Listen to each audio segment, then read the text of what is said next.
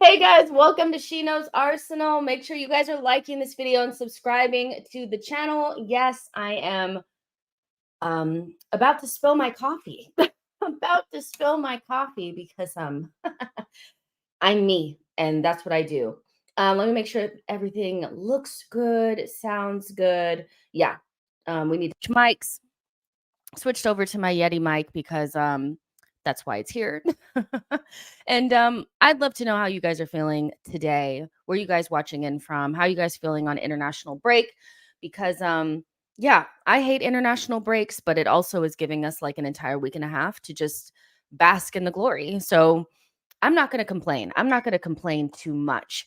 On today's show, we are going to be talking about Jamie Bynoe-Gittens. Let me pull this out. His name is Jamie Bynoe-Gittens, and he has been linked to Arsenal. Arsenal are said to be leading the race, so we're going to talk about him. He is a winger that currently plays for Borussia Dortmund. We're also going to talk about PGMOL and how much of a joke they are. We're just going to talk about it. I mean, the explanation of why Kovacic was not sent off against Arsenal in Arsenal's most recent match. The math ain't mathin'. The excuses ain't excusing. Like, it just sounds like absolute bullshit. So we're going to talk about that as well. And Jorginho potentially moving to Barcelona in the January transfer window. So again, like I said, make sure you guys are smashing the likes, getting into the chat, and letting me know how you guys are feeling. You guys are probably wondering, where's Colleen? Jess, you said Colleen was going to be on the show today. So she is going to be on the show, but not this show. We are going to pre-record a additional podcast. So you guys know I have podcasts that come out on Patreon. We're going to record an additional podcast that's actually going to be available to everybody in a couple of hours. Not even a couple hours. It's actually going to be like well into the afternoon. It's 9 a.m. right now in California. And so we're not going to start recording that till 6 p.m. PST. So there's no point in us going live at 6 p.m. PST when we already know that the majority of this channel is going to be in bed. So we're going to pre-record something to talk about. We're going to talk about Arsenal, her feelings on the season, also Arsenal women, because she's also a big Arsenal women's fan. So it's going to be one of those types where, you know, we're just going to be doing a general conversation about how she's feeling and talking about the biggest themes and talking points surrounding Arsenal and the women's team as well. And so I would love for you guys to send in some questions if you guys can. You guys can email me at sheknowsarsenal@gmail.com and send in your questions for the show if you guys want. We'll do a little question section at the end so that you guys can get involved. But that show will be coming out around 9 a.m. Like UK time tomorrow, just in case you guys are wondering and you're like, where's Colleen? She will be here. We're going to do a nice, long, hearty podcast for you guys that you guys will be able to see here on YouTube and also stream on your audio platforms and things like that. So yeah, let's go ahead and get into the nitty gritty. Let's see who's in there. What are you guys talking about? Chris Taddy says, ready. Crispy says, let's get into it. Let's get into the mess. Shante says, hey, Jess, hello to you as well. Gunpie says, international breaks are great for me. More times to study for college instead of stressing out about Arsenal. Look, I hear you. I hear you. Sometimes you need a break from Arsenal because it's stressful. It's stressful sometimes watching us play, especially in big matches and things like that. So good luck in college. I haven't been in college in a long time. If you asked me to study for a test, I couldn't do it at this stage. So good luck on whatever you're studying for and get an A. Get an A plus. Hugo says, Jorginho for Fati. So yeah, like Jorginho, him leaving in January would be, I think we'll talk about it. We'll talk about it because there's multiple layers to this. Would it be smart to allow Jorginho to leave in January? And what does the future of that position look like? We just saw a game where Declan Rice played in a more advanced role for Arsenal next to a defensive midfielder. And he's been playing the number 6 role so well for Arsenal. But I have to be honest with you guys, he looked special at box to box. Box to box, he looked special in that second half. So should Arsenal maybe look for another advanced midfielder, or Should they maybe move on some Jorginho or Partey, one of them, and bring in another DM to allow Declan Rice to venture forward? That's what we're going to talk about. Um, let's see. Tevin says, Eddie plus cash for Tony, almost NBA style trading.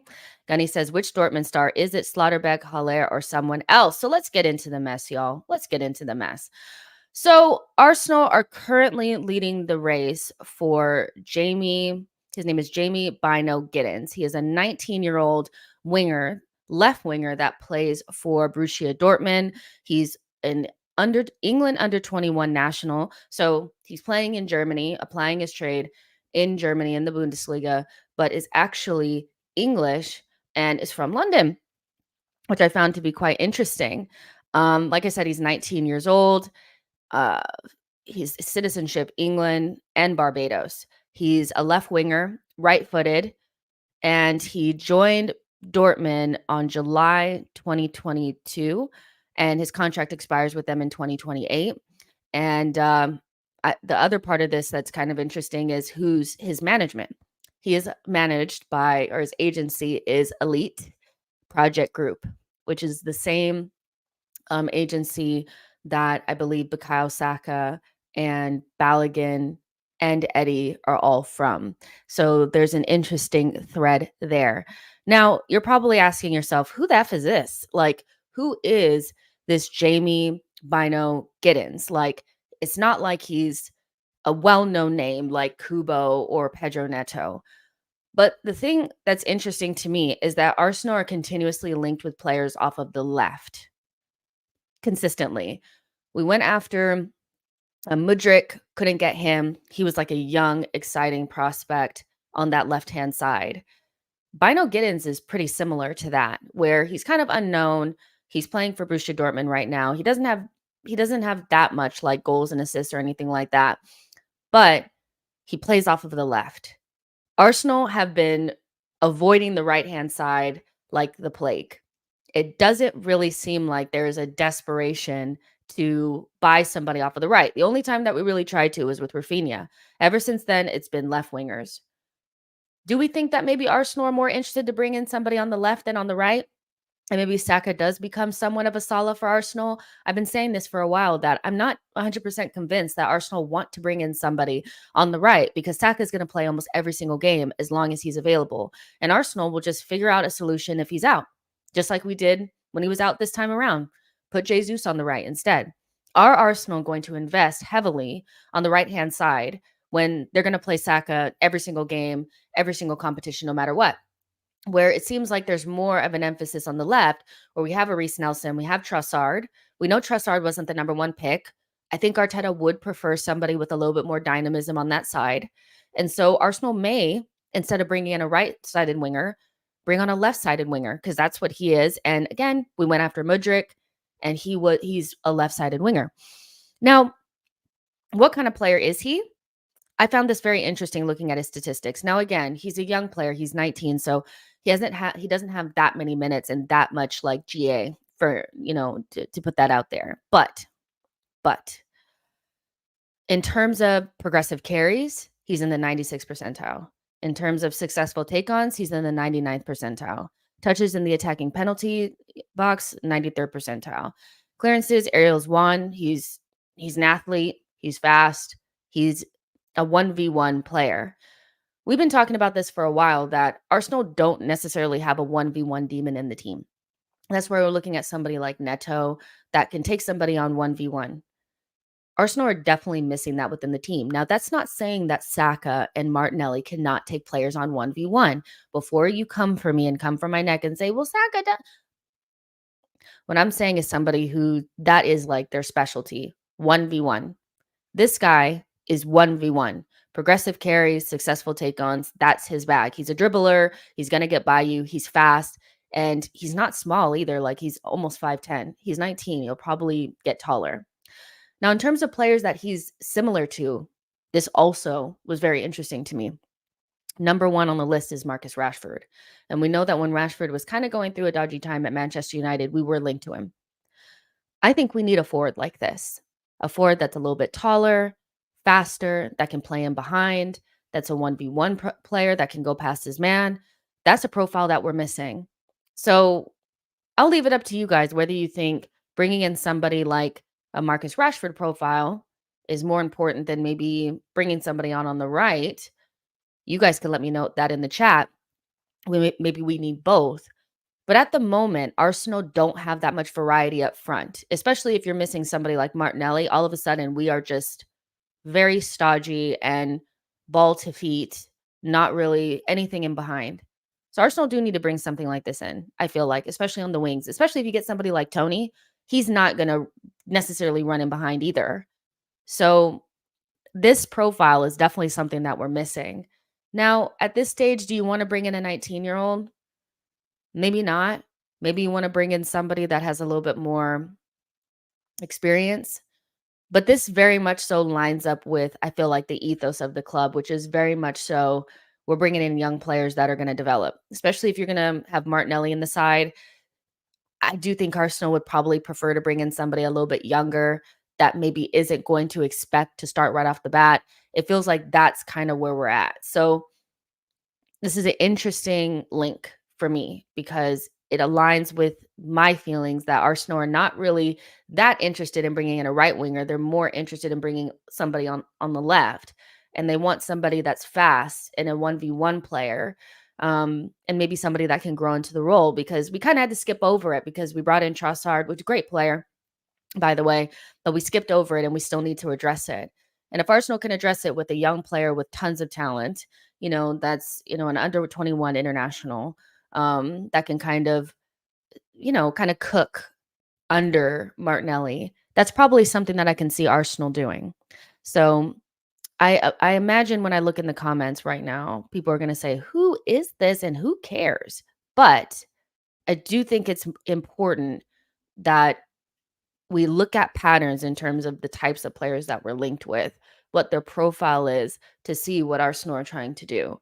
Right wing has been ignored for years, but left wing, we're consistently linked with somebody. And if you can't go out and get somebody like Rafael Leao, you want to get somebody that, maybe can develop into a player like that because we're going to be still spending loads of money. But if you can save a little bit of money here and there by bringing in a young player that can develop, I'm not opposed to that because of who we already have starting in those positions. So let's see what you guys are saying.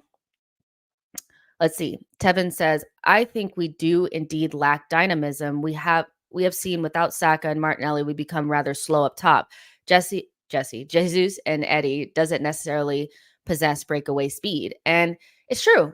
It's true. Like, we don't need it all the time. Like when we play against low blocks, this is not something that tends to be an issue. It's not, it's not something that tends to be an issue. But when we play against teams like Manchester City, it might have been nice to have, some speed in behind in the first half, you know, just some raw speed. There's a reason why Arsenal were willing to spend like almost 80 million on Mudryk because it happened. I think sometimes people forget that happened or they try to make it seem like Trossard was always the pick. We definitely wanted Mudryk. Like we wanted him and we wanted him bad. We just weren't willing to do what Chelsea were willing to do in order to get him. So I don't think Arsenal are going to forget about that profile. I don't. I think they will try to get it again. But Arsenal are also going to wait for the right player to come through. And if I had to say what kind of profile we're missing up front, it probably is somebody like a Leao or a Rashford, somebody that's a little bit more of just like a forward that's fast, raw speed, a little bit taller, 1v1 demon. That's what we're missing, especially if there's no Martinelli. So I'm interested in this. I'm very, very, very interested in this in terms of how Arsenal solve this through recruitment. There's nobody in the academy that I think possesses these qualities. So they're going to have to go out there and get it. And we lack variation right now up front. We need a couple of different profiles there, I think. Crispy says, I agree the profile would be nice, but it's just not a priority. It's not a priority. It's not a priority. I do think that the striker is probably a bigger priority. But our forward line needs some work. I do think that if you moved on Reece Nelson and why are you calling me? If you move on Reece Nelson and Nketiah, there's 2 spots available for a really dynamic winger and a big physical number 9. Those are the 2 profiles that we're missing. So it may not be the number 1 priority, but it's definitely something that we should be looking at. Let's see. Alfred says, I feel like this January we need to spend money on a striker instead of a winger. That money can be used on a striker, and Jesus can play the Saka position till the summer. Yeah, of course. Like, of course, the striker position is probably more important, but let's not get it twisted. Arsenal needs something else on the wings. It's just not enough in terms of there's no variation beyond Saka and Martinelli. When they're not there, we're in trouble. And so Ivan Toney is not going to solve that. So it's definitely something that needs to be looked at. And again, I am not convinced that Arsenal are going to go out there and get somebody to play on the right when they're going to play Saka every single game. The position that's a little bit more open, I feel like, is probably left wing. And that's where you'll probably see that variation come in. Rep 187 says upgrading Eddie is our first priority. Let's see. Akai says apparently Napoli want Jesus and want to a swap deal with Osimhen as he's not going to sign a striker, or maybe he's not going to sign a new deal potentially. I have not heard that rumor, but that would shock me. Now, there will be teams across Europe that will want Gabriel Jesus. When we decide to bring in a striker, he will be somebody that will attract quite a bit of attention. He's a world-class player, but just not a world-class finisher. He will be useful to a lot of top teams in Europe. So I'm not saying that I think Jesus is going to leave anytime soon, but it's not like Real Madrid were not interested in Gabriel Jesus as well. Like he will be somebody that will attract some eyes, I think, for sure. Gunny says if we're genuinely looking to bring in a left wing when we already have 3 to 5 players that can play that role, then it's better for Leao or Kvaratskhelia. The problem with this is that Nelson needs to be moved on. You know, we have 3 to 5 players. It's not 3 to 5 players. It's 3 players that can play on the left. It's Martinelli, Trossard, and Reece Nelson. It's not 5, it's 3. Because Arteta's already said that Emil Smith Rowe, his best position is not off of the wing, so he's never going to play there again. But Trossard, the issue that we have with Trossard is that Arteta's not going to change his philosophy and his tactics to suit Trossy. Trossard is very much in the same category, I think, as Kieran Tierney, where before Kieran Tierney left, every time he played on the wing, he was asked to do the same things as Zinchenko. And as a result, he was rendered pretty much useless because those things, that's not what he's good at. He needs to be overlapping and using his speed and his dynamism to get forward and, put in crosses and cutbacks. And so Trossard is in that same position where the way that our wingers play is pretty isolated. There's never really an overlap there. You need a 1v1 kind of player on the touchline a lot. And Trossard is an interior player that needs to be more central, one, to get shots off and create chances for others, but he needs combination play. That's what he needs. And so Trossard is pretty much somebody that I think we'll start to see playing more interior as time goes on, and we'll see less of him on the wing. So Arsenal are still going to have to address that. And then you have Nelson, who I was saying earlier, is not trusted. As far as I'm concerned, Nelson needs to go in the next window. We've given him a new contract, and when there was an opportunity to play Nelson off of the left wing, Arteta didn't do it. He chose to move Gabriel Jesus to left wing and play Nketiah through the middle. That's all I needed to see to know that we need to move Nelson on. He's not trusted. He's not somebody that's going to get much better than what he is now. He's a squad player, and so he needs to be moved on. So it's something that is going to become more of a problem, because if you can't play Martinelli or Martinelli gets injured, we have Trossard that doesn't really fit that profile, and then you have Nelson that's not trusted. So as little as a priority as it feels right now, it's only like a couple of months where this will become a problem or something that we're looking at and we're like, damn, we probably do need somebody there, right? Now, in terms of Leao or Kvaratskhelia or whatever his name is, I just think Leao is somebody that, for me personally, is very, I don't want to say he's not talented. I think he's a very talented player, but I do think he's a little overrated. He's not somebody that I particularly view as better than Martinelli at all.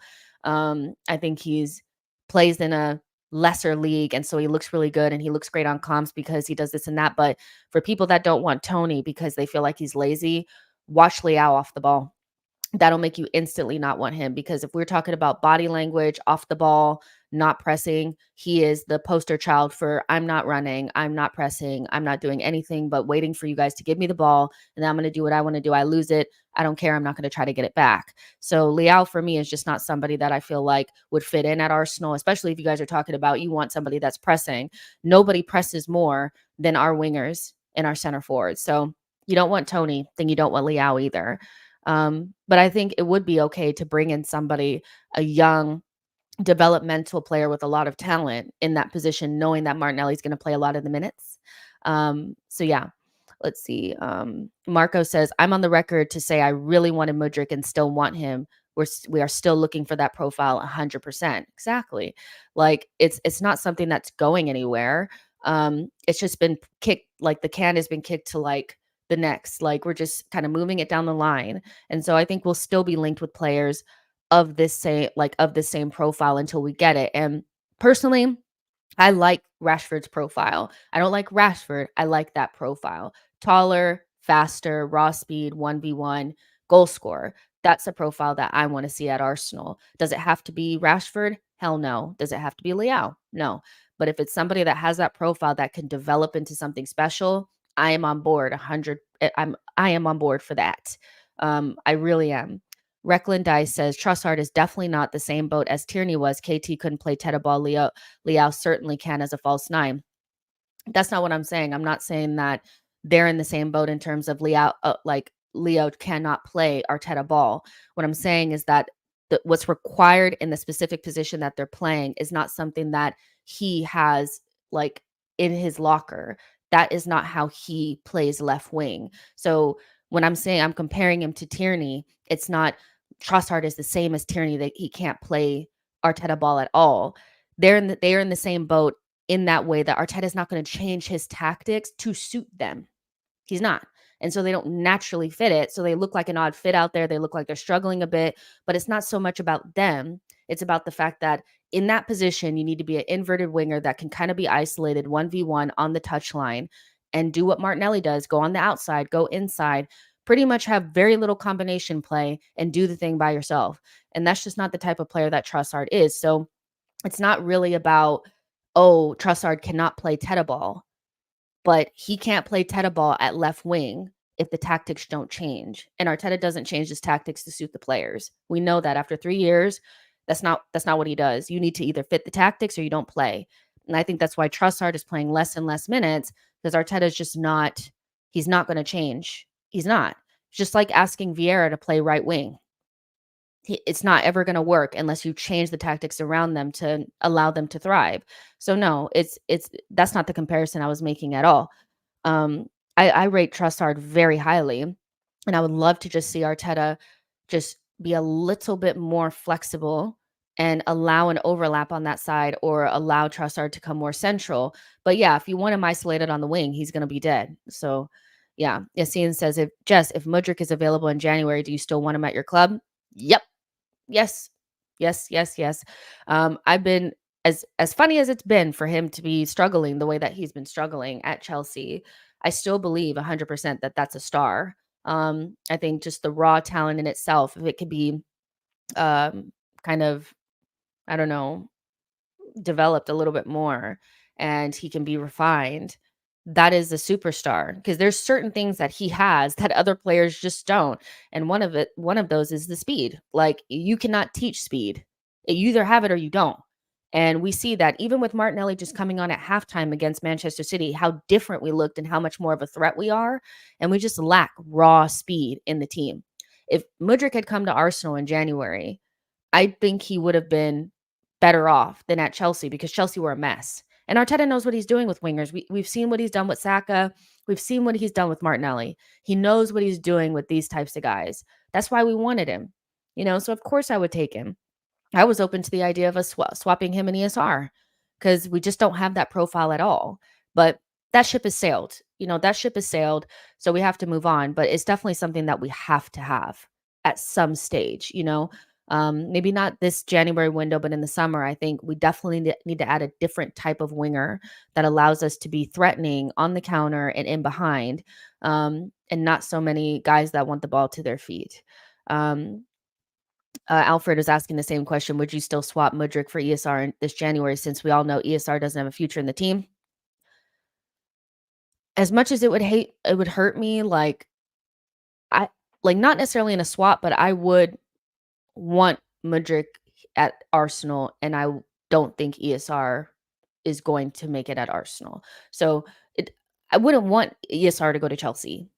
Like, I don't like that feeling, because I think ESR in a team where he plays more is gonna go bang.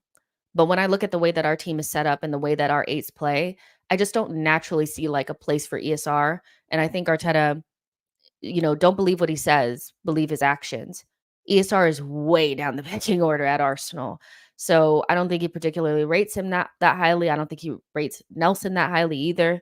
So would I be okay with, ESR moving on and Mudryk coming to Arsenal? Yeah, I would. It's just the thought of ESR at Chelsea does make me a little sick. I never really want our talented younger players to go to rivals. You know, I want that to be very clear. Marco says realistically, the Martinelli, Jesus, Saka front three will be available for 70% of the time. Mikel is probably fine with that. That's why I think we won't get a striker in January. We got to get something. We got to get something.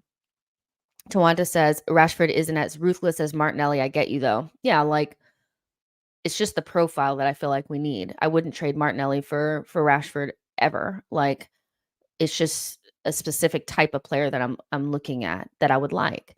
So yeah, let's see what else you guys are saying. John P says, I bet this kid is just on our list of cheap options if we have to overpay for a striker. Brentford are talking 80 million and Wolves are now talking 80 for Neto. And yeah, like as you do, I don't think there's anything wrong with buying players that are young and developing for smaller fees. I don't think there's anything wrong with that if you're going to go big in other places. Like it's to me, it's not a big deal.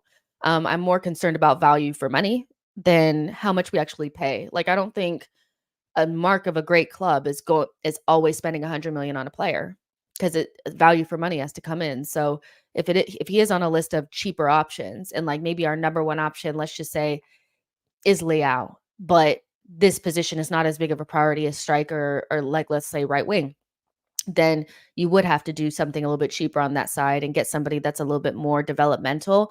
I'm totally okay with that, understanding that Martinelli's going to play like somebody else was saying almost all the time. So it's okay for somebody younger to be in that position developing over time.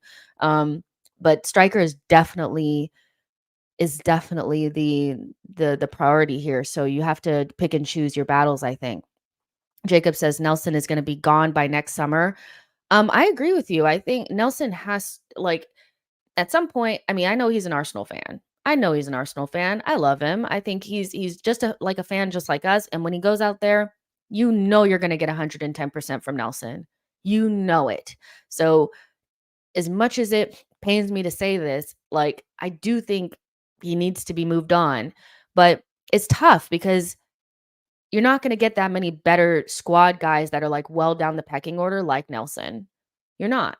Like, look at how Sambi performed, like, they're similar ages, but Sambi, once he became not a starter and he was way down the pecking order, he was like, "I'm out." Nelson is different because he's an Arsenal fan, he's Hale End.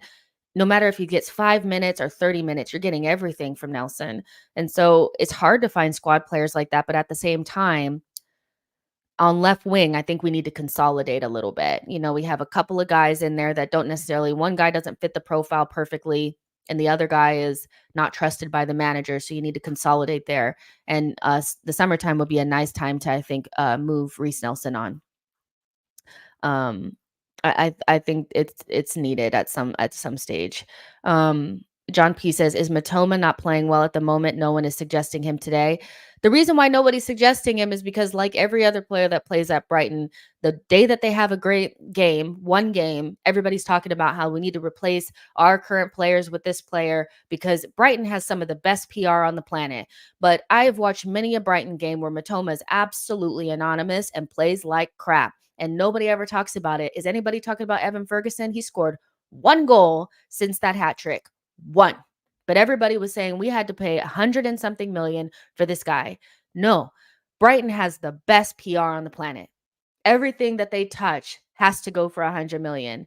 I'm not buying it. I am not buying it, not physically or mentally. That every single player that Brighton has, we have to go replace our players with that player.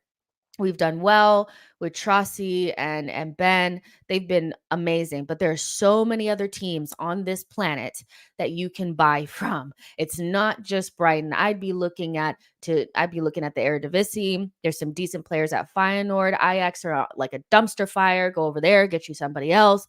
From there, look at Monaco. There's so many other teams that have great recruitment that we can look at beyond Brighton.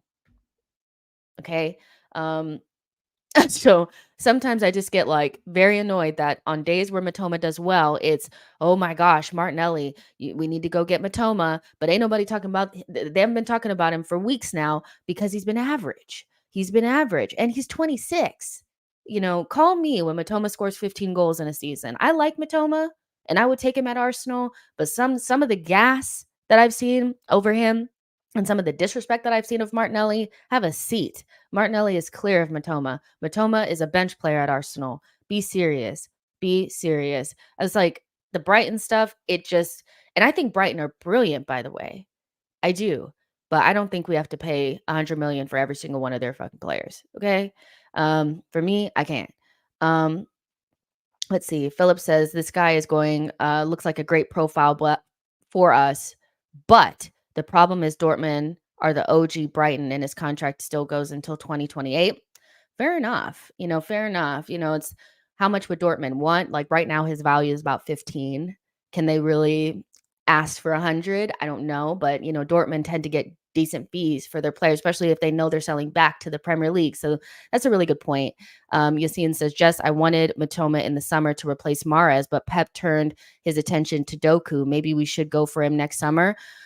Here's the thing is, I think Doku has been brilliant for you guys, and he's brought back like the feeling of like a traditional winger. Like I know this is kind of off topic, but we'll get to the other stuff, but this is important that for years, like not even for years, let's just say when Jack Grealish first went to Manchester City and he went through his first season and then the second season, I saw a lot of people making excuses for him being average. And my take on Jack Grealish is that he's a very, very good player, but at Manchester City, he's been pretty average. Like the idea that his job as a winger is to just keep possession for me was just like, no, you need goals and assists from your guys. You need him to take players on and beat them. And for the most part, he was just keeping possession and not beating his man. And I thought the transition from Aston Villa to Manchester City was quite rough for him. Then you have Doku come in, and now everybody's like, this is a winger. Well, we've been telling you that. Jack Grealish is a great player, but Doku is going to be the guy that Pep relies upon from here on in. So Doku, he may have not had a great game against Arsenal. Again, Arsenal is not Burnley and Luton and West Ham. We're one of the better defensive sides, so he was going to have to give his A game, but Doku still has years ahead of him. He's a great 1v1 player, and as long as he has the end product, which is the main thing for players like Doku, the end product has got to be there at some stage. As long as he develops that, he'll be fine, and he won't suffer the same fate as Saint Maximum, because you're either Saint Maximum or, you're elite, so if you're this type of player. So I think Doku is fine. I actually don't think Manchester City need to go out there and get Matoma. I think they should double down on Doku, and Pep should help him develop the end product, because if he does that, nobody is stopping that guy. Nobody except for Zinchenko. So I don't even think you need Matoma, to be fair, unless you just want another winger. Matoma's great, but nobody talks about him when he has a mare. Recklin Dice says Matoma is a good player, nothing more, nothing less. Crispy says Doku is emulating the Sane energy. And again, where did Doku come from? He came from Rennes, like a random team in France. Like, you don't have to go out there and buy Brighton's players all the time. You just have to recruit properly. Doku's been sitting there cooking for a while. He still needs some development, but would I prefer to pay like 40, 50, 60 million for a Doku and just have Arteta work with them? Or would I want to spend 100 million on Matoma, who has maximum he scored maybe like 5-6 goals in the Premier League? Like, let's be serious. Renook says, I actually want to see Tony at Arsenal. If Arteta thinks Raya is his number one, I think their chemistry at Brighton was amazing. And I think we have a little more variety in our playing style. Recklin Dice says, Jeremy Doku is not dependable. He's an exciting talent, but nonetheless, but to win the league, he can't be depended on. Maybe not. But again, the question is not so much is like, is Doku the finished product yet? Is should Manchester City go out there and buy Matoma, or should they develop Doku? They should develop Doku.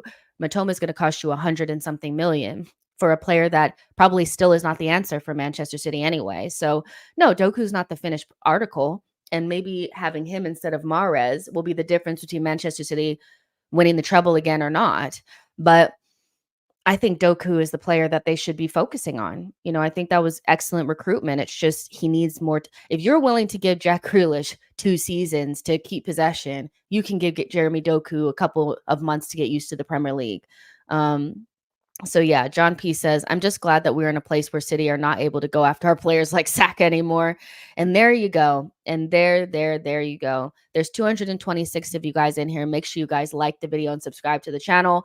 Again, what we've been talking about is Arsenal leading the race for Jamie Bynoe-Gittens, a young talent, 19-year-old left winger that's actually English, that plays for the England under 21s. Arsenal are leading the race for him. And the general conversation has been, is this the right player? Do you even know who he is? Do you care to know who he is? And do Arsenal need to go out there and explore the left wing market? Because we wanted Mudryk, we didn't get him. We still lack that raw pace and dynamism in behind. And we've seen without Martinelli that we really lack it. So do Arsenal need to go out there and bring in that position? Is it not a priority? Or do they need to focus on right wing? So you guys can let me know in the chat what you guys think about that. And we're going to move on to the next section of the show, which is going to be about PGMOL and the joke that was not sending off Kovacic. So you guys, I just think they just continuously make bad decisions and people just cover for them, because the explanation that was given for Kovacic was basically that, you know, Michael Oliver didn't want to overreact to the initial yellow that he gave. Now, whatever, like we've seen Michael Oliver, you know, many a referee in the first 20 minutes of the game give an Arsenal player a red card and completely blow the game out of proportion.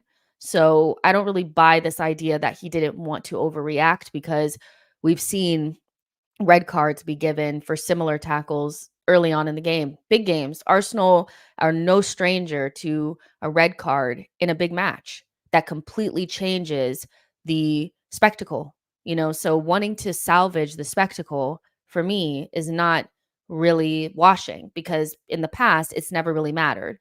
And either we're going to care about the spectacle and have wiggle room for bad tackles early on in the game, especially big matches, to preserve the spectacle. And we're going to do that across the board. Or no matter what it looks like, no matter how bad no matter how early it is in the game, we're giving red cards for red card tackles. Now, I can see an argument for the first Kovacic tackle being orange. You know, if it's given as a red card, they're not going to overturn it. But if it's given as a yellow, you can kind of see it. The second one, absolutely not. He should be sent off. And I just want to put up this little clip because I found this to be just so stupid. Howard Webb is just so trying to figure out a way to make Michael Oliver not look like a dunce. And it's only just made everybody look more stupid. As consistent as we can be throughout every game among our group, dealing with the same situations in the same way each week. But of course, all situations vary slightly. We accept and understand this. And this is clearly a poor tackle. And I'm pretty confident if a red card had been given by Michael Oliver on the day, it would have been a very straightforward check complete. But he doesn't. He issues a yellow card. I think there's a few differences. The player Kovacic comes into the tackle with the right leg. There's some weight on the left leg as he kind of lunges in. The right heel hits the ground, and then the contact is a little bit more to... What does the leg hitting the ground have to do with anything? What does the leg hitting the ground have to do with anything? He still put studs into the back of Odegaard's leg, but okay. The side with a kind of like an upright foot as opposed to a side-on foot that we saw with Gusto. A few small differences, I think, that led the VAR to feel that the on-field decision here of a yellow card wasn't clearly and obviously incorrect, and therefore Czech completing it, feeling that if he'd have intervened, it would have been a re-refereeing of that decision by the referee on the field. So basically what he's saying is it's not a red because Kovacic's heel hits the ground first. Be serious. Like, you're trying to figure out a way where it doesn't look that bad. It's a bad tackle, and like on any other day, I'm sorry I have to say the thing, if it's Xhaka, if that's Casemiro, they're getting sent off. There's certain players that no matter what they do, they get reds, and other players they get another chance. Rodri is one of those. Kovacic was definitely one of these on the day. Like, it just is. I can kind of see the argument, but at the same time, I've seen way too many of these given as reds. And two Arsenal players, like Xhaka had a similar tackle that wasn't even as bad as this one against Manchester City a couple of years ago. And nobody gave a shit that it was early on in the game, or, that it was going to mess up the spectacle or anything like that. They just gave him a red and sent him off. So what about the second one? I know we're not going to show it, but do you think he was fortunate to stay on for the second yellow card a little bit later on? I do. I mean, obviously the VAR can't get involved. The second yellows are something that the VAR is not able to get involved in. But yeah, I think he was an extremely fortunate player to stay on the field of play. Of course, the referee, one of our best referees, one of the best referees in the world, Michael. I don't care if he's one of the best referees. It's a low bar. It's a low bar. He's sitting there talking about, oh my gosh, like Michael Oliver is one of the best. He's actually considered one of the best in the country.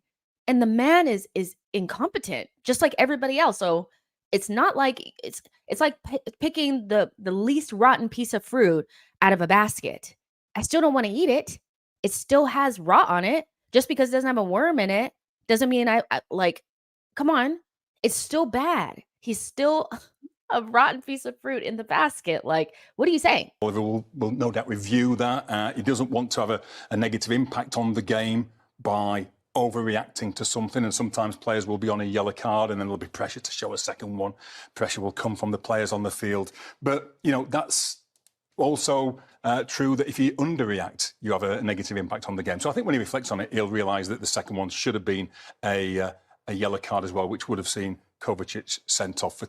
So he's admitting that he made a mistake. So he's admitting that what we all know to be true was that was a huge mistake. And if Manchester City get that red card early on in the game, we don't know what's going to happen, but we tend to know that, being down to 10 men really will change the game. Like, it's very rare that you see something like Liverpool where they can go down to 10 men and pretty much play exactly the same or whatever. Most teams look incredibly worse when they go down to 10 men. And, maybe Arsenal get a couple of goals early and can take players off and shit. I want to reap the benefits of somebody having 10 men and us having 11, because we rarely do. But when we get the opportunity and it happens, I want to see it. And you're making an excuse for him saying, well, he didn't want to overreact. But let me show you the same clown over freaking reacting. Now, those tackles, not a single one of those tackles could have hurt a Wolves player. He kind of pushes the Wolves player or puts his hand in front of him when he's taking the throw in. And then the second one is a cynical foul. Neither one of those are dangerous or anything. But Michael Oliver was very comfortable giving Martinelli 2 yellows in the first half of that match and sending him off. But against City, when Kovacic does 2 ankle-breaking tackles, one being a clear red and the other one being definitely a second yellow, he doesn't want to overreact? Excuse me? And this is my issue, is that I'm really, really happy that we went ahead and won the game. That's what I'm happy that happens, because if we hadn't, we'd still be like very much so talking about this in a way that I feel like we'd feel like we'd need the apology and all that kind of stuff. But really, we won, so it is what it is. But just because we won doesn't mean that I don't feel like this is just complete and utter nonsense. Like, right after what happened with Liverpool in the Spurs match, on the same day, Brentford are not given like a very clear penalty, like against Nottingham Forest. There's just every single week, there's something that just feels like it's so clear and obvious that you've made an error that I'm just really questioning whether or not like they're doing this shit on purpose to make the entertainment entertain. I've always had this in the back of my mind that they kind of want poor refereeing. Like if you start stamping out all of the bad decisions, then people aren't talking about it for weeks. And I feel like the only way that this makes sense that they continuously make these bad errors is if they want them to happen. That's the only thing I can think of. You cannot be this incompetent. Like you cannot have like this is just so like ridiculous. And for them to be so heavily focused on wasting time and managers, i.e. Mikel Arteta, being passionate on the sideline, that has been the main focus of the season and what they want to stamp out for the season. And so they didn't feel like they overreacted, giving Tomiyasu a yellow card, a second yellow, and sending him off against Crystal Palace because he was wasting time. It wasn't even him. He wasn't even the one holding on to the ball long, but they couldn't wait to give him a second yellow. That wasn't overreacting.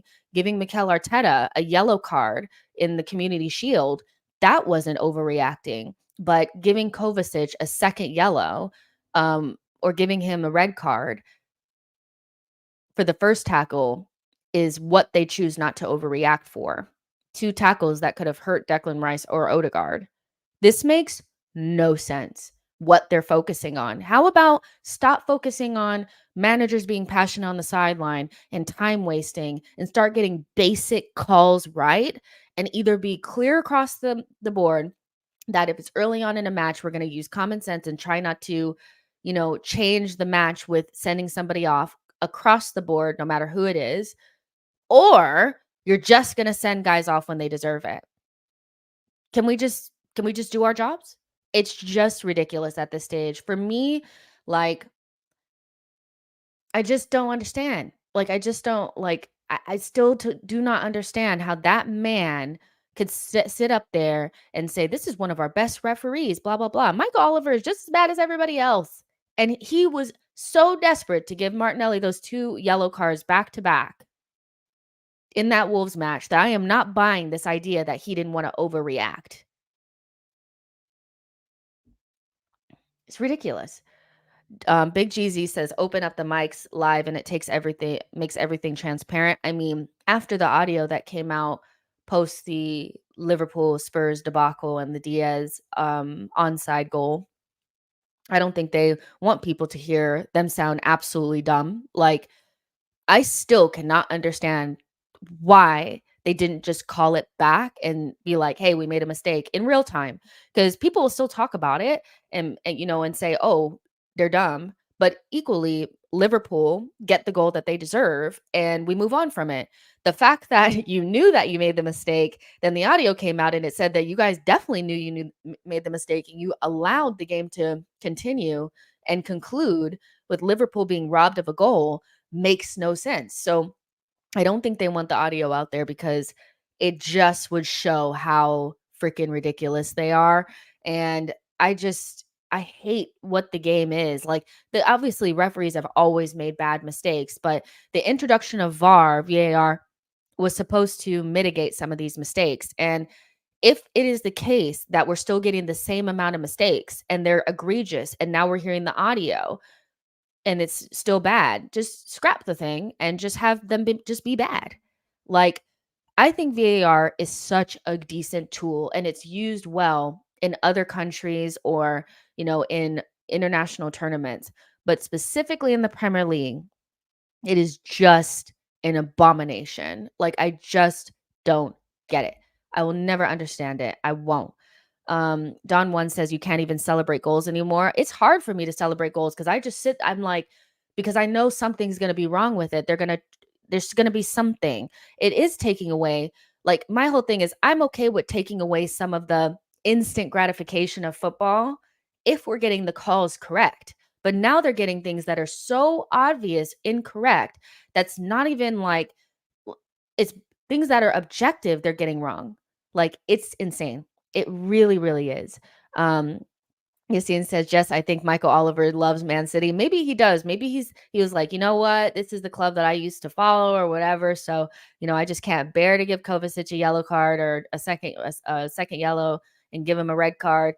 That actually makes sense, because almost every single one of these referees are from the greater Manchester area.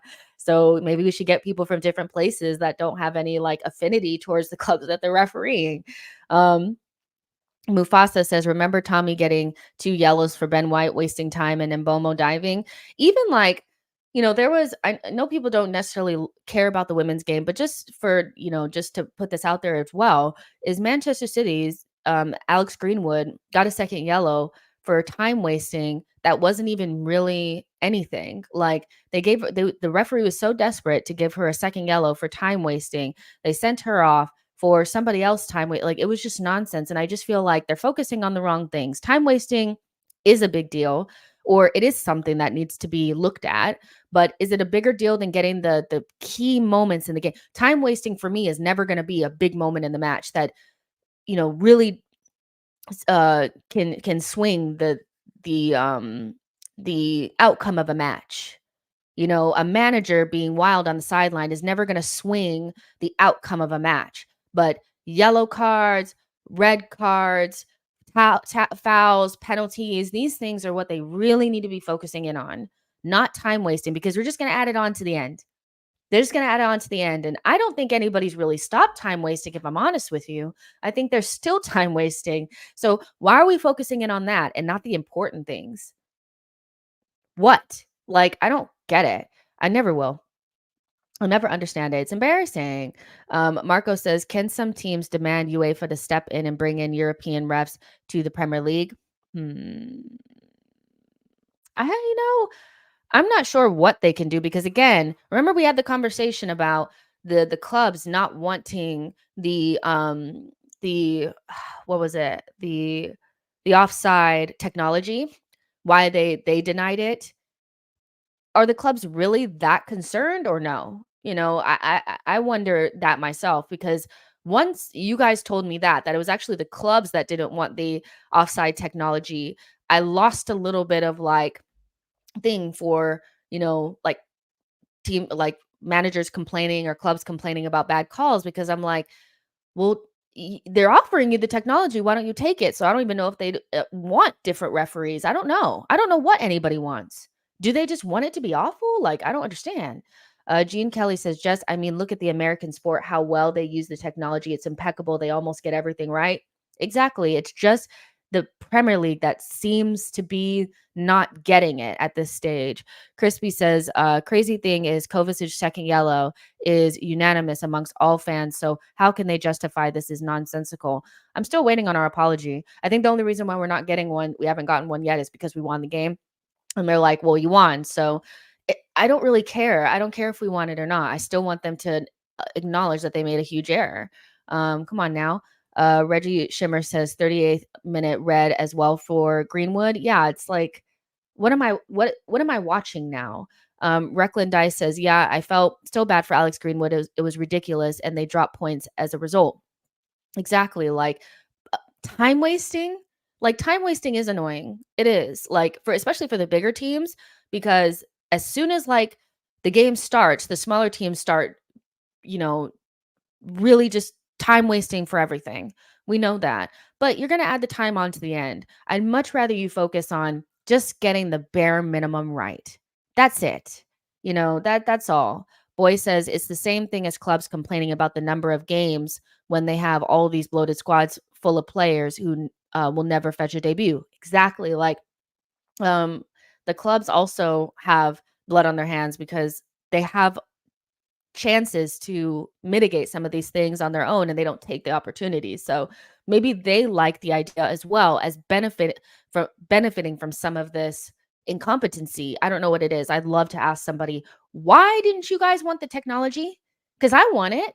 I want to know without a shadow of a doubt that somebody is offside or onside or not, without the referees coming into play. So I don't have to worry about whether or not they draw the effing lines, which is the only reason why you're there, by the way.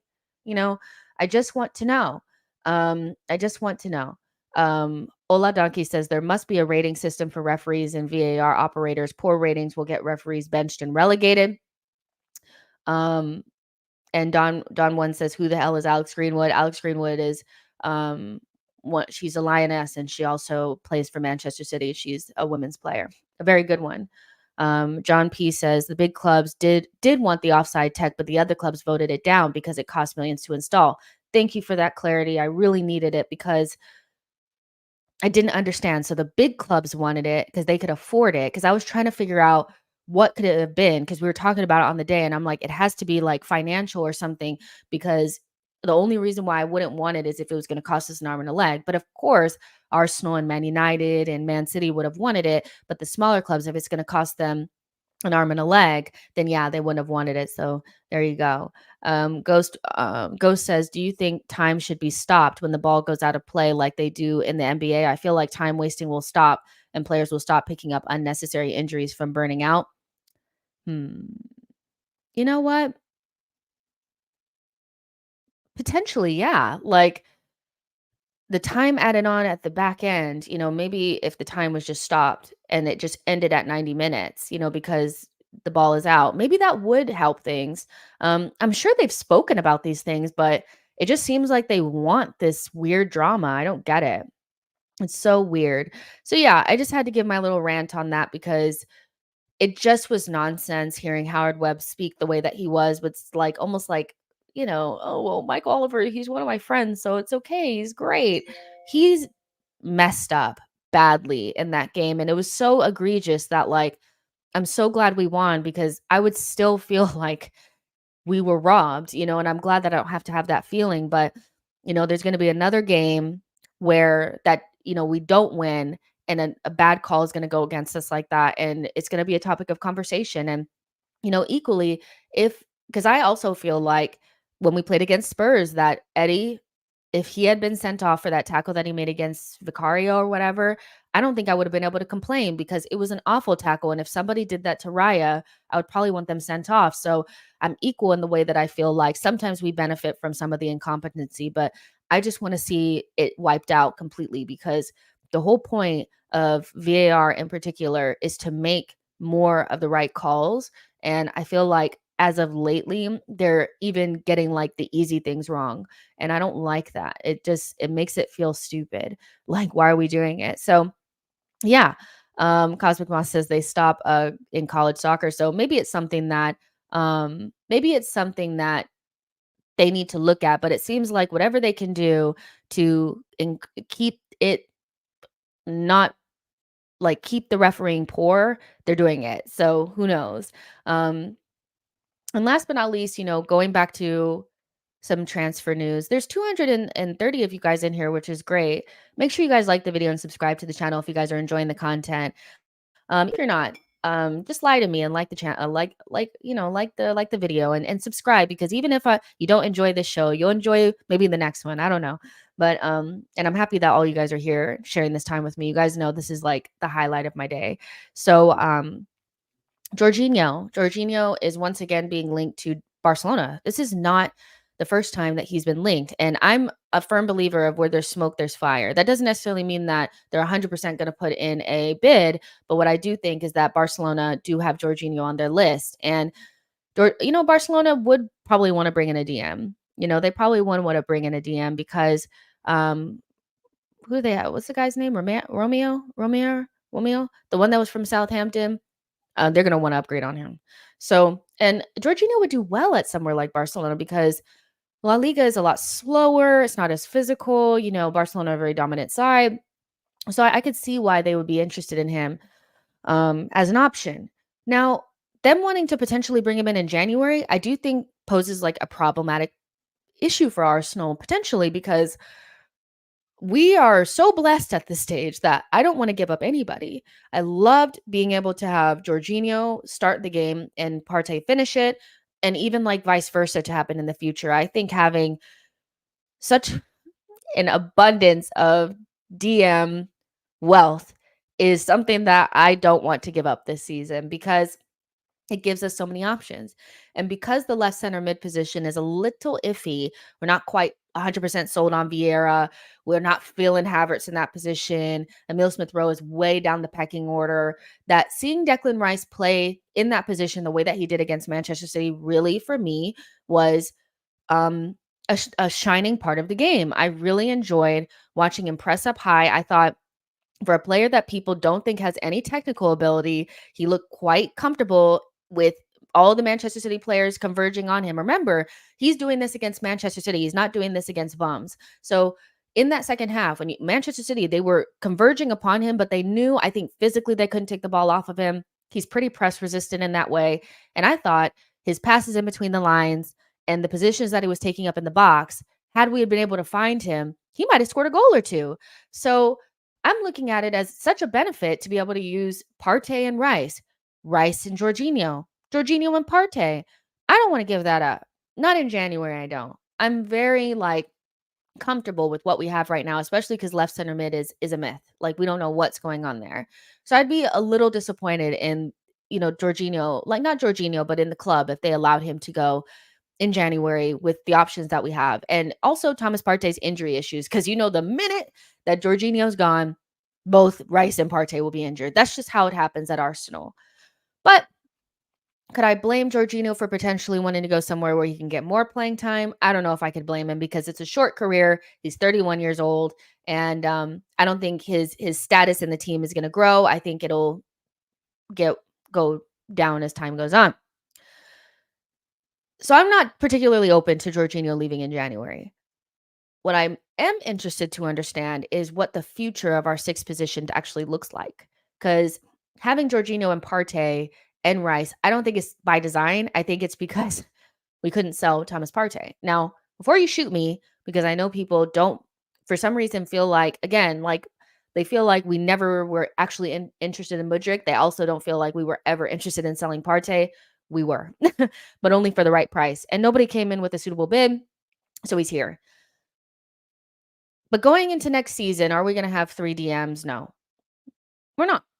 So what does the future of that position look like? Do Arsenal go out and get somebody that's an understudy to Declan Rice? Does Patino come back in? I think Patino is more of a left center mid, but does he come back in? Do Arsenal buy a top left center midfielder and allow Declan Rice to just really solidify in that sixth position?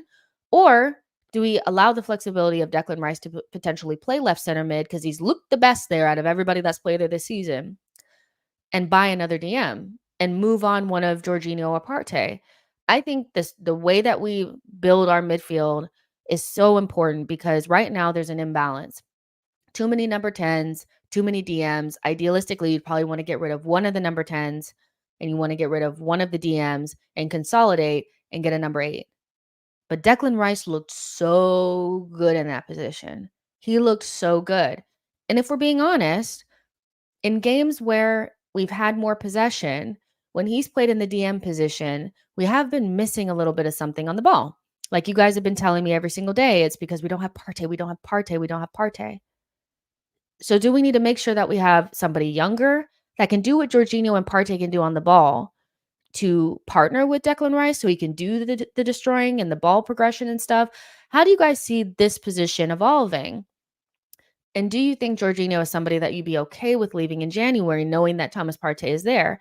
What are your thoughts on it? Because I'm in group chats and nobody seems to agree on this. Some people feel like, oh my gosh, we should go get another left center mid and Declan Rice should just play in the 6. And then other people feel like we should allow Declan Rice to have the flexibility to play left center mid and bring in another DM and consolidate at that position. Because I definitely don't think you want to have Jorginho and Partey there in their 30s, both of them. I think you want to bring in a younger model, somebody that can do what they can do on the ball, but are in the 24 to 25-year-old range. So how do you guys see this evolving over the next 12 months or so? I think we can see some huge changes in midfield going forward. And I would love to see Patino integrated into this team. I think he offers something at left center mid that we're missing, which is a left center mid. So what do you guys think? I would love to know what you guys think, because I think it's an interesting talking point, and it brings together all the conversations around what Declan Rice's best position is, what's going to happen with Partey, and how you guys see the midfield, because it's still a big question mark for Arsenal to have spent almost 200 million on the midfield in Vieira and Havertz and Rice. We still have so many questions about how that should look, how it should be, what the depth should look like there. Do we have too much? Do we not have enough? What do you guys think? Clincy says, I think we can find someone younger and good like Yusuf Fofana or Martin Zubamendi, both good and can still improve. One of my things is I do think that Zubamendi would be the perfect player for Arsenal in terms of a partner for Declan Rice. I think when you look at what Declan Rice can do, Declan Rice is nowhere near the player that he's going to be, and I think the left center mid position can have a number 10 in it, but I still feel like the way that it's set up, maybe it does need somebody with a little bit more defensive presence, somebody a little bit more box to box at this stage. And you saw the positions that he was taking up. Again, if Jesus picks his head up, he could just pass it to Declan Rice. Declan Rice puts it in the back of the net. So he's taking up good positions in the box. He looks really good in the half space. He can progress the ball with dribbling. He's a decent he's not even a decent passer. I feel like I'm doing him dirty. Like, he's a good passer. And sitting next to a DM that has more of the qualities of Jorginho / Partey, I think that's the future for Arsenal. It could be. It could be. It could be. So I think Zubamendi is basically Jorginho, but is more robust and could actually play in the Premier League. Just melds together the qualities of both Partey and Jorginho. I think that'd be nice to add. But other people feel like you need to go out and get somebody like Paquetá. So what do you guys think? Richard says Patino played CDM at Blackpool. Now he's playing 8 now. He would be so useful in this team. Maybe I'm gassing it. I could be gassing it, but he looks like next season he could play a role. And I think maybe moving on somebody like Emile Smith-Rowe that doesn't necessarily fit the mold of an 8 for Arsenal right now, and replacing him with Patino is the right move for Arsenal, because it doesn't cost you anything. It's pure profit, and then maybe you could do something else at DM. L. Dennis says the earlier we accept Kai is here to stay, the better.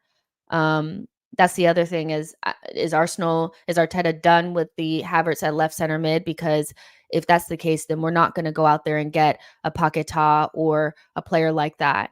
We're not, so is he done with that experiment? Don One says both Zubamendi and Rice are pure DMs, though. They're not that, but Declan is a really good number 6. But is he a pure DM though? Like what you saw against Manchester City, a pure DM could not do. A pure DM could not do what Declan Rice was doing against Manchester City. He has other qualities that most DMs do not have. And so I don't see him as a pure DM. I see him as a versatile player that really shines in the 6th position, but could also be developed into a very dangerous box to box. So I wonder how Arsenal see his development. Crispy says, "Nah, Rice isn't a pure DM. He can definitely play 8."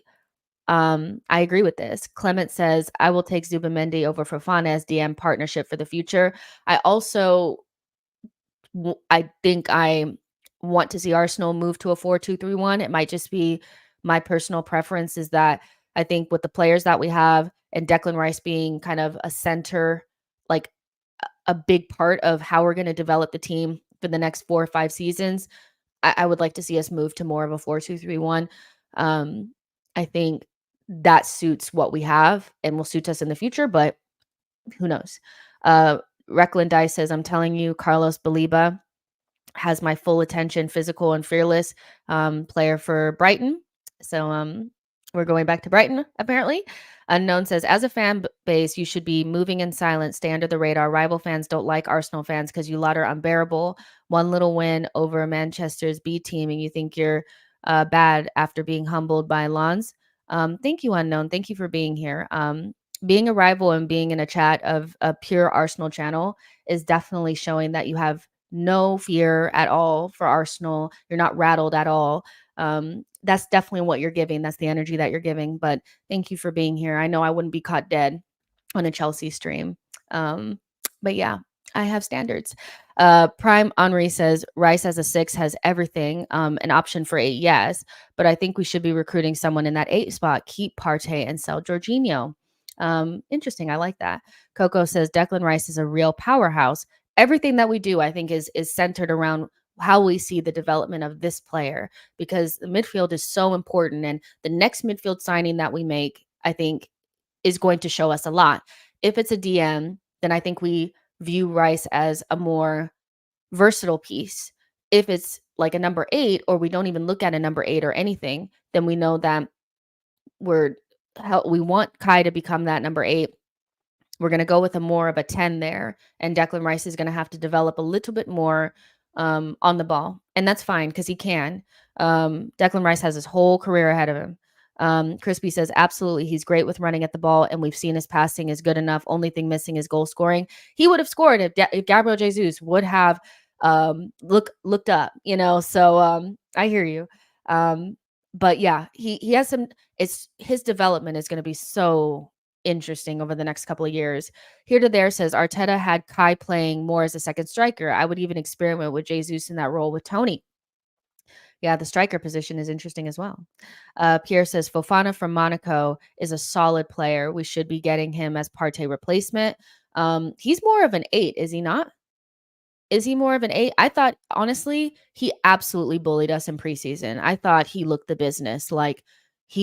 I'm so glad that he rejected the move to Nottingham Forest, because that would be so beneath him. This is a French international. So we were linked with him while we were linked with Declan Rice. So maybe he's somebody that we are keeping an eye on. We are missing that a little bit. Is that like just pure number 8 with the physical? He's kind of like more of a physical player, more of just an all-around midfielder. But I view him more as an 8 than anything else. So being a Partey replacement, that would mean that Declan Rice is the 6 and Fofana would end up being some sort of 8. Maybe that's what you're saying, but I would not be I would not be opposed to that. Boy says the league is so rattled that Arsenal are back. We're supposed to fall off this season. Marco says, good point on the midfield changes next season. My guess is we'll have a young player, 21 to 24 from the French league, and that player will surprise us. Young player, 21 to 24 from the French league. Who is that? Is that Fofana? Because Fofana looks good. He does look good. I would like him. I would like him. I'm not going to lie. He has 1 year left on his contract. We know we like that. The other thing is that, could you get Zubimendi out of Real Sociedad? Because I'm not quite sure exactly where they are in the league, but he was very keen to play Champions League with Real Sociedad. He's very much so like settled there. So could you get him out of there? Maybe not. We've already tried and we were rebuffed. So, maybe you have to go in a different direction. There's also that Gabriel Molinardo.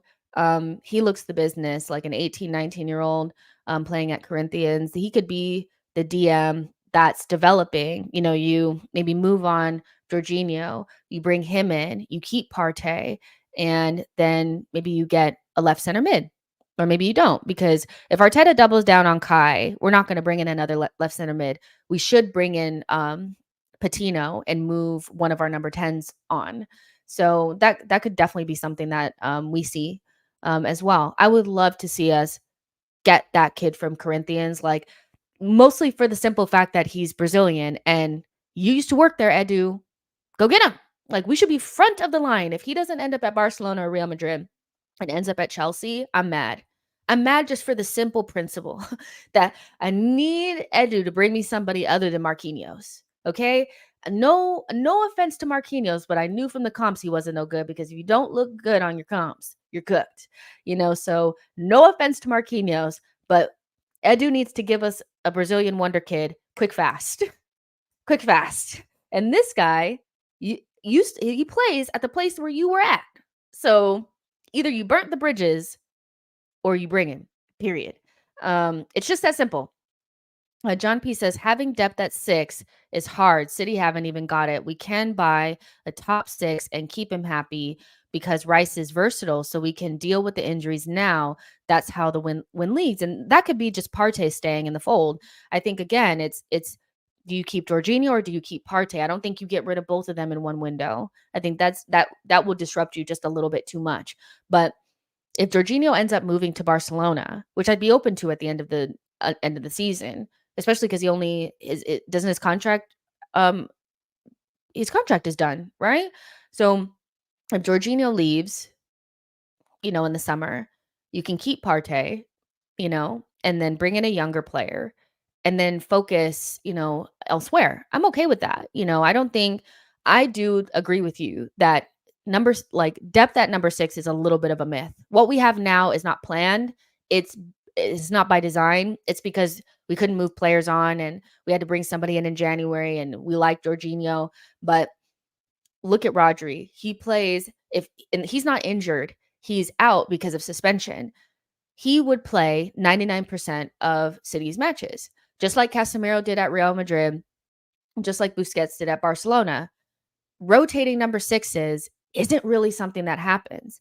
So that's why I'm really interested to see what we do with Declan Rice, because if he ends up being the number 6, then whoever's behind him is not really going to get that much playing time. So we need to look at that and how we plan it. But if we give him a more versatile role and we play with a double pivot, the options are kind of endless there and becomes a little bit more interesting. So we'll see. Jean says, Jess, I swear we were linked with Quentin Timber. He looks exactly like Urian, but more rugged.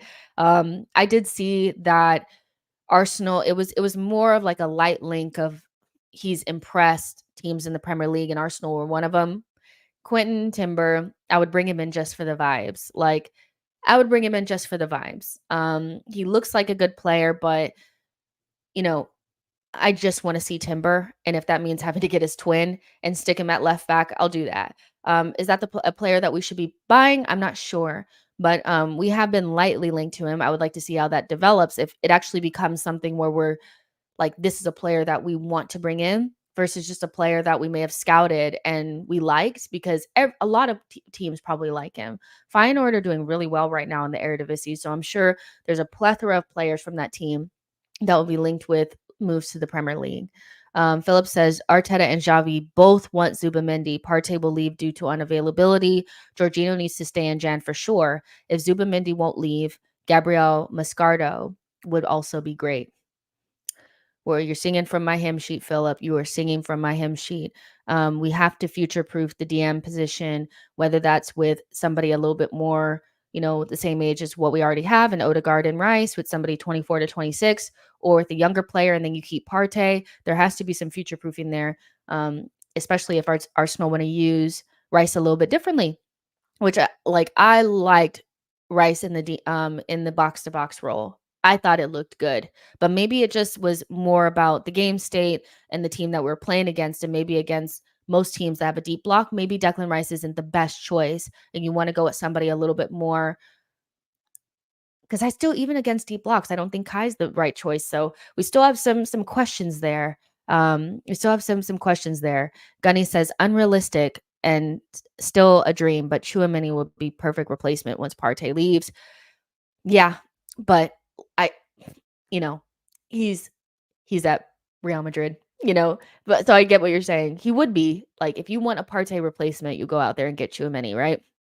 If in a perfect world with no rules, no Real Madrid, and you can just pluck him off of a shelf and put him in the cart and buy him and take him home. But like you said, it's unrealistic.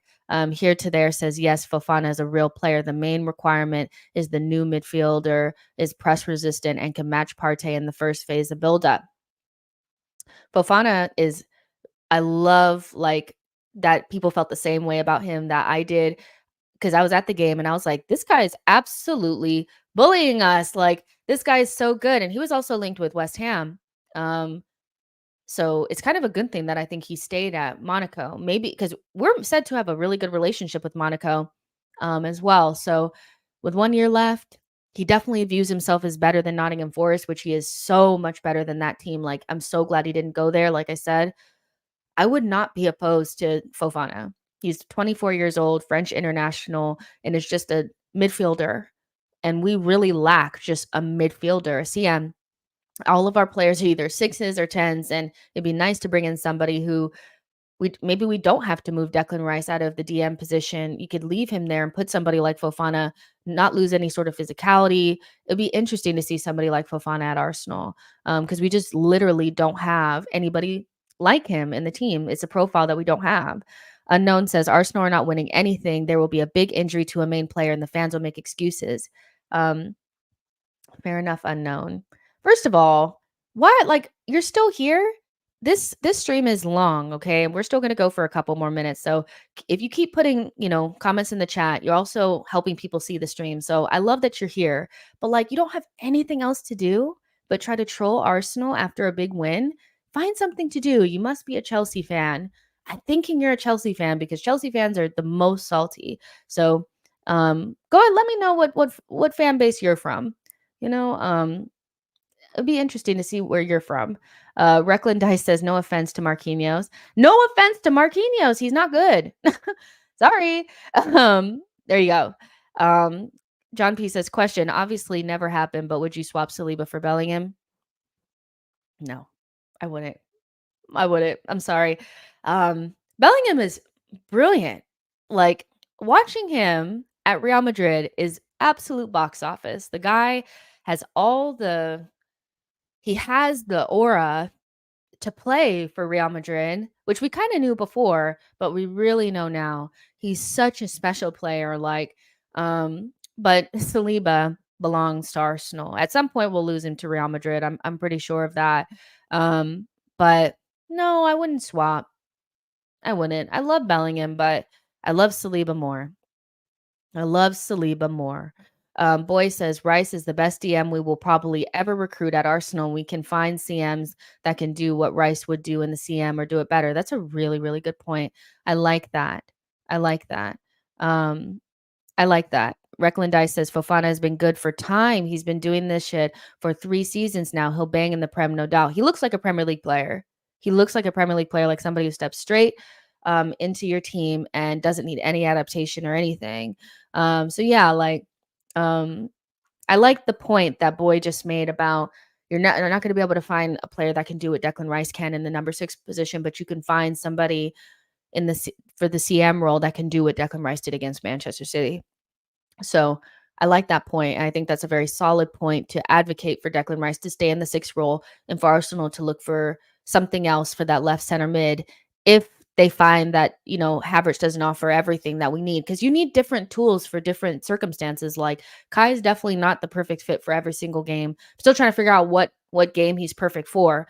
But if he ends up working at left center mid, there'll still be some games where I imagine he won't be the perfect fit. So you need other players. Like Vieira's really good when we're chasing a game, things like that. So we'll see. I like that point a lot. Henrik says any team needs Saliba. We would play in the starting 11. That's not an option. Saliba is he's out of this world. Don One says he's a Chelsea fan. It's the Dead Banter Club obsessed with us. You could just feel a Chelsea fan. You can feel one. Seething. See you on the 21st.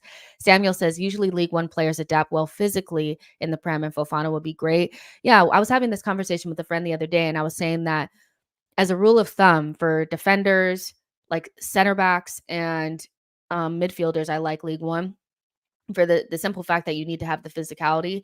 They can develop the other stuff later. Tend to want to avoid like other leagues for that. I think for strikers, you want to, or attackers, like South America, Portugal, that league is like, it's not really untapped, but I don't think it's as utilized as it should be. There's certain places where you want to get certain types of players from. And I would like to see Arsenal diversify a little bit away from just Premier League proven players anyway. I think you have to pay an arm and a leg. Sometimes you pay too much.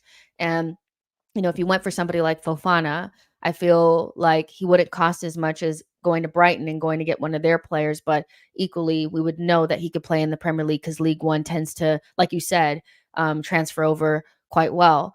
The Bundesliga is probably the weirdest one because you just never know what you're going to get. Some players come straight from the Bundesliga and look great.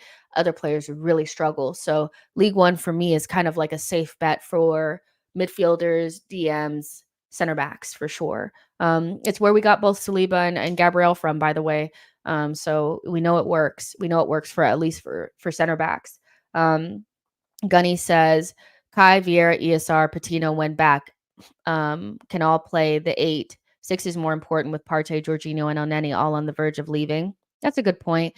My only pushback on the ESR, Kai, and Vieira thing is all of them tend to be a little bit more number 10s. And, unless you want to move Declan Rice in every single big game to the 8 position and play somebody else at the 6, you probably want to bring in somebody that's just like a pure number 8 that can be a part of buildup. I think all 3 of them in ESR, Kai Havertz and Vieira, are more, you want them in between the lines and the pockets in the 10 position or in the box.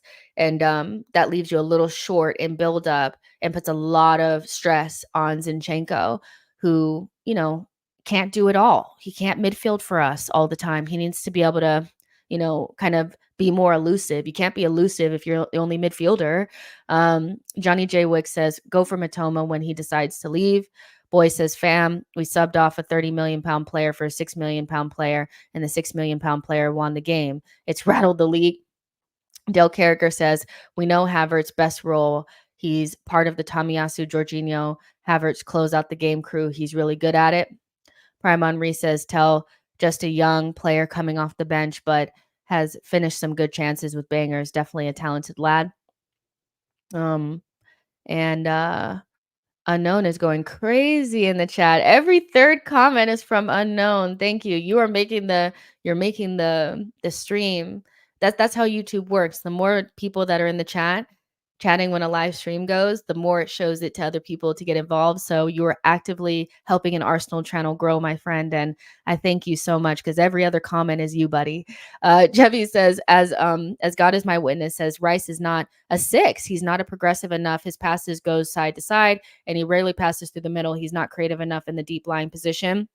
The one thing that I'll push back on you is Rice is actually our most progressive player. So he does pass the ball forward. He just doesn't have the same flair, I think, as Partey or Jorginho. So what I would agree with you on is that he's not as good on the ball as Jorginho and Partey in terms of like volume of passes, types of passes, the variation and things like that. But he's definitely a number 6, and saying that he's not one, I think, is a little bit disingenuous when he's been playing number 6 for us very well. The problem is that when you have a left center mid that's completely off the ball, my light, it turned off. But we still have another one. Hold on, you guys. Technical. I should put the can you guys still see me? Hold on real quick. I'm gonna turn my light back on. I got you.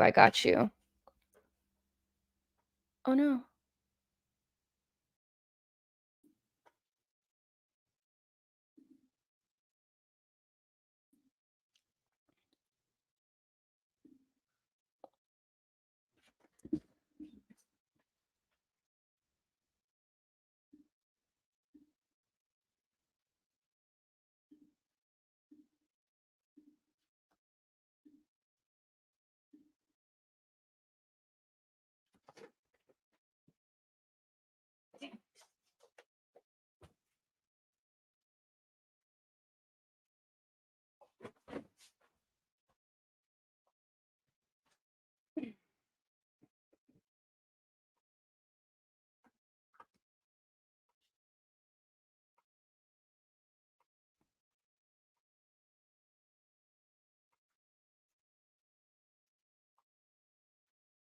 I'm back.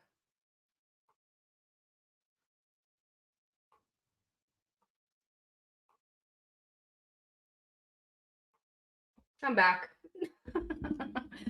I'm back. Okay, let me fix this this light.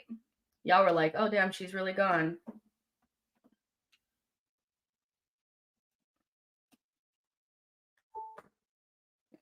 Let's try it again. Voila. We're back. So, like you were saying about the Rice thing, he's definitely a number 6. He just isn't the same as Jorginho or Partey, so he's different. But I don't think do you think he's a number 8? Because I think he's kind of both. Johnny J. Wick says Rice is going to develop into a more attacking, playmaking, box-to-box force of nature. Playing him purely as a traditional number 6, holding defensive midfielder is a waste. I know a lot of people who feel that way. Crispy says his credibility was 0. Now it's in the negatives.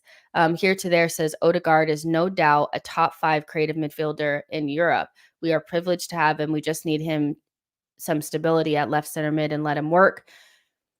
I'll say this. Some of the takes on Odegaard I feel like are very bad, and they will also look really silly when we balance the midfield, I think. I think people are jumping the gun on the Odegaard thing.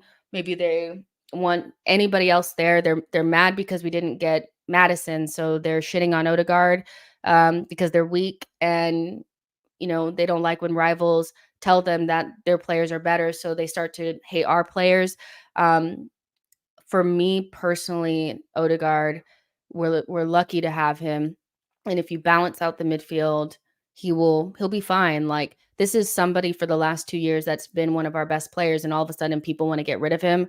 I find the complete turnaround and flip-flopping over Odegaard to be more emotional based and based on the fact that they're not happy about what's happened at left center mid. So now they're retroactively looking at Odegaard. Balanced left center mid, also recognize that Odegaard's role is changing and he's playing a little bit deeper. And, let him go through a bad run of form without turning on him. Like, every time one of our players has a bad run of form, instead of going, oh, well, they'll come back and backing them, we want them out the team. And we've done it. People did it with Saka at the beginning of the season, stupidly said he was playing poorly, but the stats all back up the fact that he's one of our best players.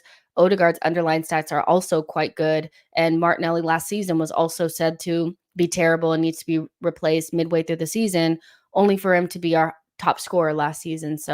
Or joint top scorer. So, I just think when players go through bad runs of form, instead of backing them, we tend to stick the boot in.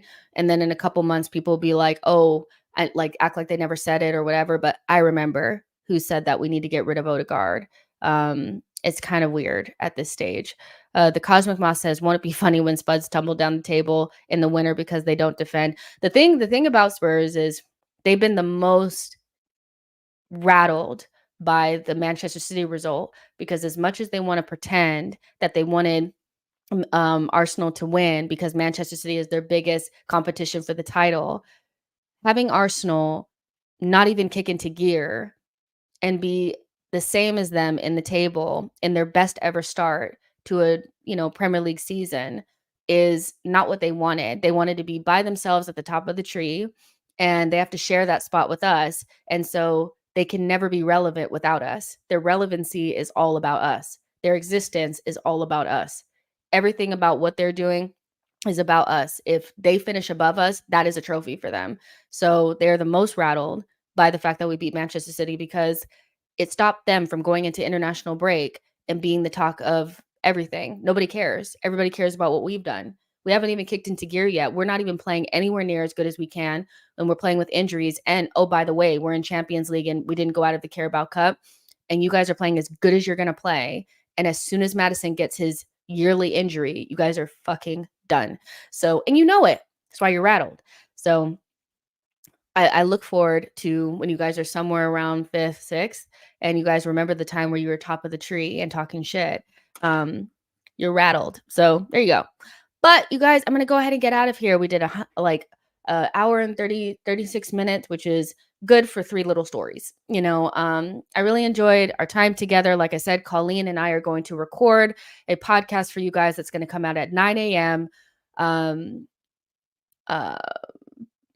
UK time tomorrow. So you guys will get a podcast, and then me and Lee Judges will be on live on the channel at 4 p.m. So podcast, 9 a.m., me and Lee Judges live, 4 p.m. So tons of content. And then, like I said, Dan Potts will be on the Patreon pod on Monday. So tons of content, so much fun. Make sure, if you guys want to send Colleen questions, you guys can email me the question at sheknowsarsenal, not sheknowsarsenal@gmail.com, or you can just send it to me on Twitter in my DMs. You guys follow me on Twitter, it's Jessica at Jessica Black TV now. So if you guys follow me on Twitter, you could just send them there, and we'll try to do 4 or 5 questions. We'll shout you guys out, and let me know if you guys are interested in me doing a giveaway for the new EAFC. I don't play that video game, but I have one, and I don't even have a PlayStation. So if you guys are interested in a giveaway, I can do one, and I can set it up by tomorrow. So let me know if you guys are interested in that as well in the comment section after the show. But love you guys. Send in questions, and I will see you guys tomorrow at 4 p.m. with Lead Judges. Bye, y'all.